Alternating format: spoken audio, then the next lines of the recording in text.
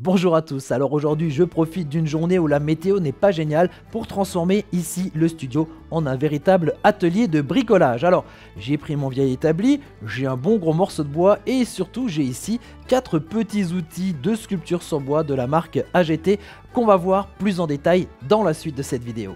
Ces 4 outils sont soigneusement rangés ici dans une boîte en plexiglas transparent. On voit qu'il y a 4 outils avec 4 couleurs différentes qui vont correspondre en fait à la forme de la lame, qui vont avoir des fonctions différentes. On va le voir tout à l'heure dans la démonstration. Alors il y a une première lame ici de couleur verte qui est une gouge, un petit peu voilà, de forme arrondie. Deuxième outil ici, l'outil bleu, là aussi une gouge mais plutôt en angle droit. Ici ensuite on a l'outil jaune qui ressemble plutôt à un ciseau à bois avec une lame très droite. Et ici un outil orange avec aussi là un ciseau à bois, mais par contre la lame ici est biseautée. Alors très clairement, ces outils sont faits pour faire de petites sculptures, faire du travail de précision. On ne travaille pas sur de grands modèles, on n'a pas besoin par exemple de maillet ici pour travailler. On travaille avec ces outils directement à la main. D'ailleurs ils sont assez bien pensés. Vous avez ici la partie ici en couleur qui est faite d'un plastique un peu plus souple qui permet d'avoir une très bonne prise en main. Pour ce test, je vous propose de réaliser 2 motifs différents. Des motifs, vous en trouverez plein sur internet, des motifs anciens, des motifs récents, ou alors des choses que vous pouvez créer 100%, donc libérez un petit peu votre créativité pour faire vos propres modèles. Le premier modèle que je vous propose, il est ici, voilà, un modèle très classique qu'on retrouve souvent sur la sculpture sur bois. Ça ressemble un petit peu à une rosace, une rose des vents, donc avec l'est-ouest, nord-sud. Voilà le motif, vous pouvez éventuellement le recopier, c'est assez simple à dessiner. De l'autre côté, par contre, là, voilà, un peu plus créatif, je vais réaliser un poisson. Voilà, donc je suis parti d'une forme un peu inspirée sur internet et donc voilà un petit peu les traits de base ici pour ce poisson. Le choix du bois va être hyper important ici pour votre sculpture. Vous avez des bois tendres, plus faciles à travailler. Vous avez des bois durs, ça va être un peu plus difficile d'enlever de la matière. Vous avez des bois avec des fibres très fines, donc on peut avoir un niveau de détail assez intéressant. Et d'autres avec des fibres plus larges, ça va être un peu plus grossier au niveau du travail. Au fur et à mesure de votre évolution dans votre travail de sculpture sur bois, vous pourrez choisir comme ça des bois plus nobles. Mais moi, très clairement ici, pour ce test, j'ai pris vraiment le bois le plus basique qu'on peut trouver. C'est du bois de palette, donc ça me permet comme ça d'avoir quand même un morceau assez conséquent.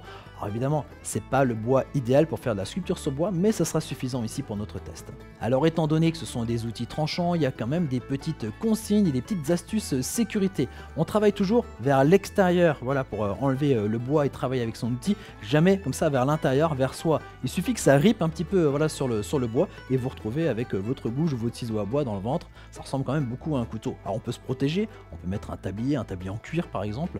Quand on n'a pas, on évite et on travaille toujours vers l'extérieur.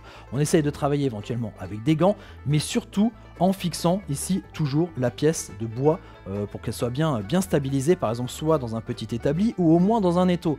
Parce que si vous avez besoin d'une main pour retenir le bout de bois et de l'autre main pour travailler, vous allez vite voir que ça va être problématique, vous allez vous épuiser d'abord et puis parfois on a besoin d'avoir nos 2 mains ici pour travailler ici avec ces outils. Et enfin, dernier conseil, la sculpture c'est un travail de patience.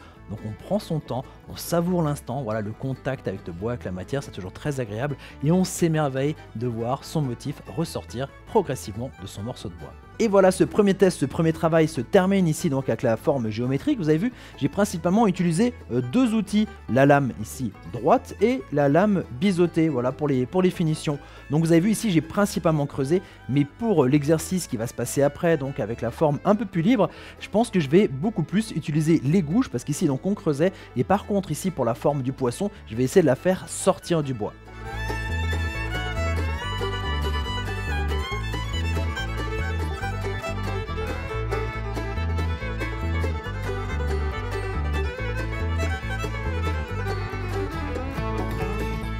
Alors bien entendu, plus vous passerez de temps à affiner les arêtes, à aplanir les surfaces planes, plus le résultat sera satisfaisant et beau à regarder. Ensuite, au niveau de la finition, vous pouvez passer un petit coup de toile émery, de papier un petit peu à poncer pour enlever les petits bouts de fibres qui dépassent et ensuite éventuellement mettre de l'huile de lin pour faire ressortir le motif. Bon voilà, c'est pas l'œuvre d'art du siècle, mais ça a été entièrement réalisé ici avec ces petits outils de sculpture de la marque AGT. Et voilà, cette vidéo se termine déjà et moi je vous dis à très bientôt pour découvrir d'autres objets techno ou alors complètement bricolos. Allez, ciao ciao, à bientôt.